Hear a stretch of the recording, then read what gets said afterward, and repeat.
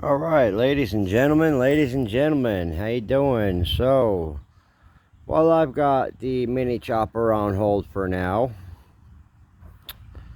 we decided to go ahead and break out the mini crotch rocket. I'm going to gut all the electronics off of here, gas tank, motor, chain, exhaust, all that happiness. I've got a pretty much stripped down 212 sitting right there that I'm going to test fit into it a little bit.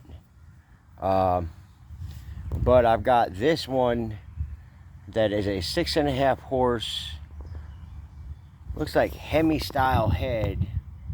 I'm not sure if it's a Predator or not, because it doesn't say Predator on the cover there.